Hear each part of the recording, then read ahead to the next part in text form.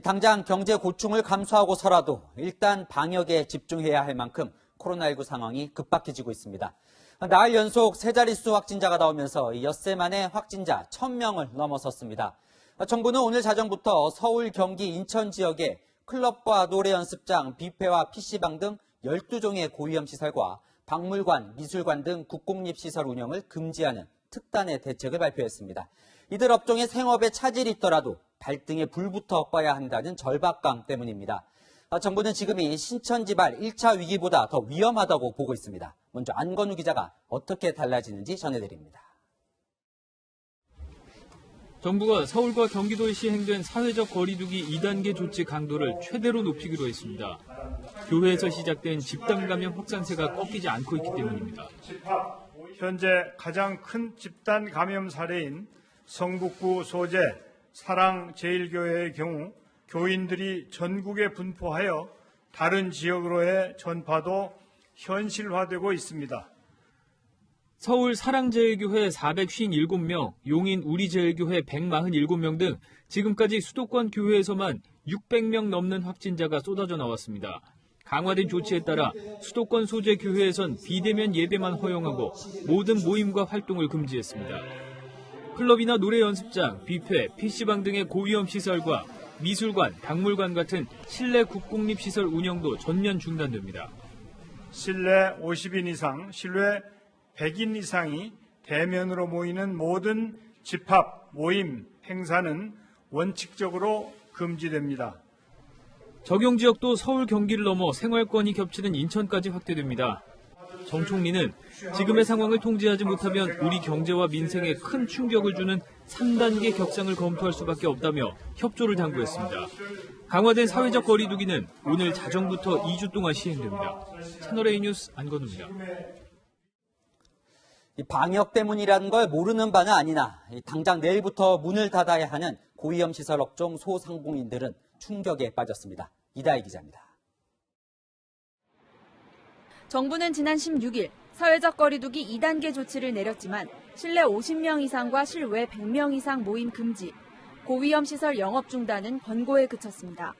하지만 이제부터 위반하면 300만 원 이하 벌금을 물어야 합니다. 전시회와 박람회, 수련회와 대규모 콘서트도 안 되고 결혼식과 장례식, 계모임 등 사적인 모임도 인원수를 넘기면 위반입니다.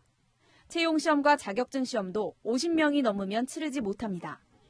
고위험 시설 12개 업종은 기존에는 전자출입명부 작성 등 방역 수칙을 지키는 조건으로 운영해왔지만 이제는 아예 문을 닫아야 합니다. 클럽과 룸살롱 등 유흥주점, 실내 스탠딩 공연장과 줌바 댄스 등 격렬한 실내 집단 운동시설, 300인 이상 대형 학원과 뷔페, PC방 등이 해당됩니다. 유통 물류센터도 고위험 시설로 지정됐었지만 필수 산업시설로 분류돼 이번에 제외됐습니다.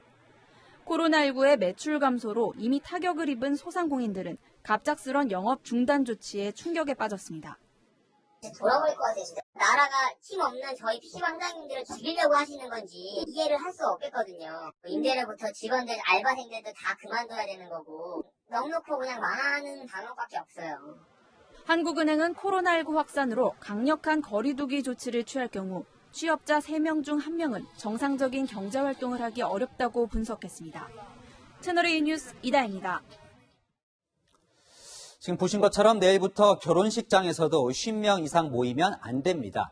그보다 많은 하객을 예상하고 결혼식장을 잡은 예비 부부들은 한숨만 쉬고 있는데요. 정해진 인원보다 적게 와도 식비는 다 부담해야 하는 최소 보증 인원 규정 때문입니다. 구자준 기자가 취재했습니다. 이번 주 서울 강남에서 결혼식을 치르는 A씨는 코로나19 재확산 추세에 걱정이 큽니다. 지난 5월 예정이던 결혼식을 한 차례 미룬 건데 이번에는 금전적 손해까지 보게 된 겁니다. 계약 당시 지불하기로 약속한 하객 식사 비용 때문입니다. 정부가 금지한 실내 50인 이상 모임에 결혼식도 포함돼 내일부터는 지키지 않으면 처벌될 수 있습니다. 그런데 이미 식장을 예약한 예비 부부의 경우 예식장 규정에 따라 보증금을 내야 하는 상황. A씨의 경우 최소 보증 인원이 300명이어서 1,560만 원을 내야 합니다. 그런데 정부 지침에 따라 하객이 50명밖에 오지 못하면 참석하지도 않는 250명의 식대를 고스란히 떠안게 되는 겁니다. 청첩장을 받는다고 해서 아무도 참석을 하지 않을 건데 제가 보증 인원인 300명에 대해 모두 다 돈을 지불해야 되는 거에 너무 이해가 가지 않고 오는 10월 결혼을 앞둔 B 씨도 비슷한 손해를 봐야 하는 상황입니다. B 씨는 갑작스런 정부 방침에 난감하다고 말합니다.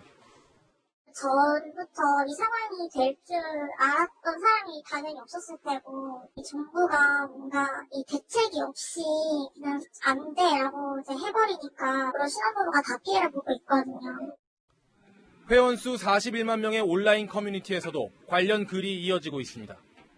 기존 보증인원 계약을 무효화해달라는 청와대 국민청원 게시글에는 10,000명 넘게 동의했습니다. 그동안 코로나19로 인한 계약 변경은 불가능하다던 예식장 측은 새로 나온 정부 방침과 관련해 공식 입장이 정리되지 않았다고 답변했습니다. 채널A 뉴스 구자준입니다. 이번 위기의 중심에는 사랑제일교회가 있습니다.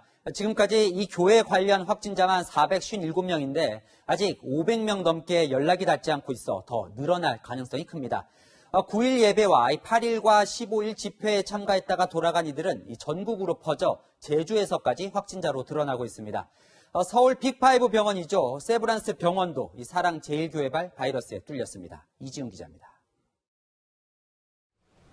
서울 신촌 세브란스 병원의 5층짜리 안과병동이 통째로 폐쇄됐습니다. 입구에는 예약 진료와 수술 일정이 모두 연기됐다는 안내가 붙었습니다. 안과병동에 근무하는 간호사 1명이 어제 코로나19 확진 판정을 받았기 때문입니다. 이 간호사는 사랑제일교회 신도로 지난 9일 예배에 참석한 것으로 확인됐습니다. 어제 확진 판정을 받기 전까지 5일 동안 병원에서 정상 근무를 했습니다. 또 이 간호사와 함께 식사를 했던 다른 직원 1명도 추가로 확진되면서 관련 확진자는 모두 2명입니다. 세브란스 병원 측은 확진자 동선에 따라 방역 작업을 벌이고 있다며 안과병원을 제외한 다른 병동은 정상 운영한다고 밝혔습니다. 확진자가 나온 안과병원은 독립된 건물입니다. 하지만 구름다리로 옆 건물과 이어져 있어 다른 병동에서도 접촉자가 나올 가능성이 높습니다. 안과병동에는 하루 500명 이상의 외래 환자가 방문하는 데다 구내식당과 입원실을 다른 병동과 함께 사용한다는 점도 문제입니다.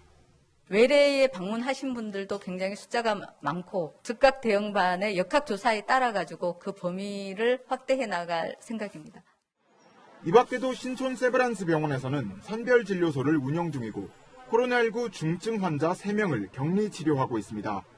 따라서 병원 내 감염이 더 확산될 경우 수도권 코로나19 검사와 치료에도 차질이 빚어질 수 있다는 우려도 나오고 있습니다. 채널A 뉴스 이지훈입니다. 조금 더 자세히 살펴보겠습니다. 사랑제일교회 확진자가 전국으로 퍼지면서 다른 교회, 어린이집, 콜센터, 요양병원까지 곳곳에서 2차 감염이 속출하고 있습니다. 서울 아닌 다른 지역 감염 사례가 70건을 넘습니다. 황규락 기자입니다. 문이 굳게 닫혀 있는 서울의 한 어린이집. 보육교사가 어제 확진 판정을 받고 출입이 통제된 겁니다. 지난 11일부터 나흘간 이곳에 근무했던 보육교사는 지난 8일과 9일 사랑제일교회에 방문했고 광복절 광화문에서 열린 집회에도 참석한 것으로 알려졌습니다. 참석했었어요. 필요해서. 지금 연락된 건 다 됐어요. 삼성이고. 서울시립교양악단의 한 단원도 사랑제일교회에 다니는 학생을 가르치다가 지난 16일 확진 판정을 받았습니다. 서울시향은 예정된 공연을 취소하고 모든 단원이 자가격리에 들어갔습니다.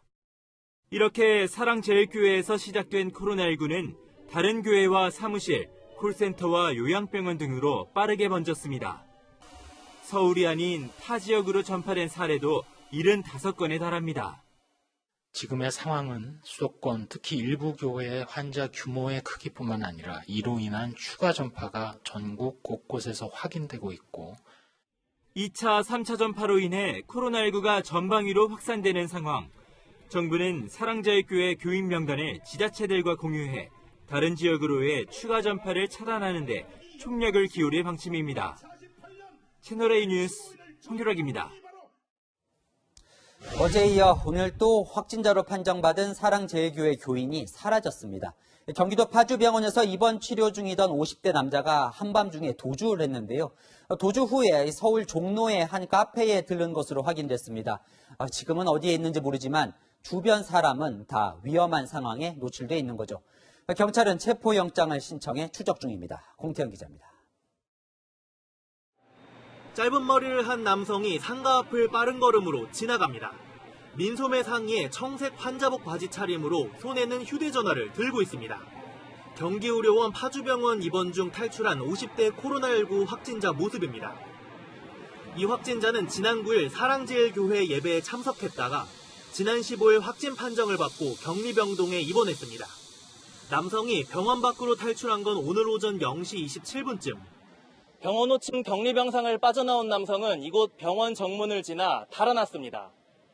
병원은 환자가 사라진 걸 오늘 아침에야 확인했습니다. 아침에 간호사가 오전 8시경에 환자 배식을 위해서 들어갔는데 환자가 없는 걸 보고 난 다음에 파주경찰서에다 신고해가지고 지금. 신고를 받은 파주경찰서는 강력반 형사 전원을 투입해 추적에 나섰고 남성의 연고지 관할인 평택경찰서와 서울경찰청에도 공조를 요청했습니다. 파주시청은 입원 중 환자가 새벽에 도주해 경찰 수배 중이라며 주의를 당부하는 긴급재난 문자를 보냈습니다. 경찰은 달아난 남성이 택시를 타고 이미 서울로 이동한 걸로 보고 있습니다. 오늘 오후 서울 종로구의 한 카페에 인상착의가 같은 사람이 방문한 사실도 확인했습니다. 당장 이 확진자와 밀접촉한 사람의 추가 감염이 우려되는 상황입니다. 경찰은 휴대전화를 끄고 잠적한 이 남성에 대해 체포영장을 신청했습니다. 채널A 뉴스 공태현입니다. 어제 확진 판정을 받은 전광훈 목사, 이 광화문 집회에 참석하기 전 이미 2차례나 자가격리를 통보받았던 것으로 알려졌습니다. 통보를 받고도 집회에 참석하면서 이 손맛 잡고 마이크 돌려 쓴 밀접 접촉자들이 감염 위험에 처해 있습니다. 박건영 기자입니다. 코로나19 확진 판정을 받은 전광훈 목사는 병원에 이송되기 직전에도 마스크를 턱에 걸친 채 통화를 했습니다. 전 목사의 부인과 비서 역할을 해온 전도사 등 교회 관계자 9명도 확진 판정을 받았습니다. 전 목사와 밀접 접촉자들이 확진 판정을 받으면서 지난 15일 집회 참가자의 추가 감염 우려도 커지고 있습니다. 당시 연단에 오른 전 목사는 마스크를 벗어 손목에 끼운 채 연설을 이어갔고 김경재 전 자유총연맹 총재는 마스크도 쓰지 않고 전 목사와 손을 잡았습니다. 전 목사가 들고 있던 마이크는 김 전 총재에 이어 강현재 변호사, 정치평론가 이봉규 씨 등도 돌려 썼습니다.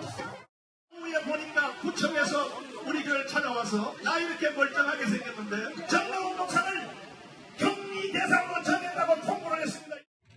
전 목사는 집회 참석 이후 자가격리 통지서를 받았다며 감염병 예방법을 어기지 않았다고 주장했지만 관할구청인 서울 성북구청의 설명은 다릅니다. 지난 12일과 15일 2차례에 걸쳐 자가격리 대상자임을 통보했다는 겁니다. 경찰은 확진 판정을 받은 전 목사를 다른 장소에서 조사할 수 있는지 보건당국과 협의하고 있습니다. 집회 주최자와 주요 관계자 4명도 곧 불러 조사할 방침입니다. 집회에서 경찰에 폭력을 행사한 혐의를 받는 참가자 2명은 오늘 구속영장 심사를 받았습니다. 아니요, 전혀 한 적 없습니다. 정 씨는 지난달 16일 국회 개원연설을 마치고 나오는 문 대통령을 향해 신발을 벗어던진 혐의로도 수사를 받고 있습니다. 채널A 뉴스 박건영입니다. 당시 광화문 집회에는 주최 측 추산으로 5만 명이 모였습니다. 지자체들이 집회 후 뿔뿔이 흩어진 이들을 추적 중인데 명단 제출조차 거부하고 있어 발만 동동 구르고 있습니다. 배유미 기자입니다. 버스들이 줄지어 도로에 서 있습니다.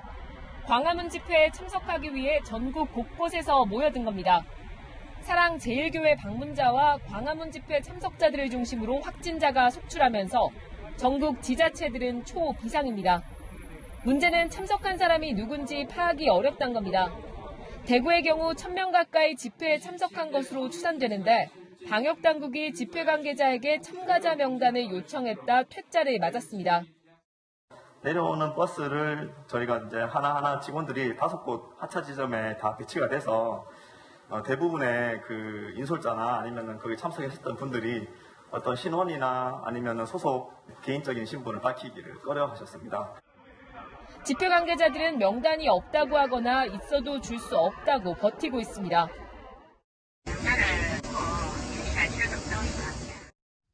사랑제일교회가 방역당국에 제출한 교인 명단도 논란입니다.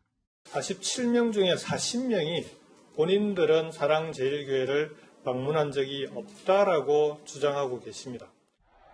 급기야 지자체들은 긴급 행정명령을 발동해 집회 참가자와 사랑제일교회 신도 찾기에 나섰습니다. 하지만 일부 참가자들은 여전히 연락이 닿지 않거나 검사를 거부하고 있어 애를 먹고 있습니다. 채널A 뉴스 배유미입니다.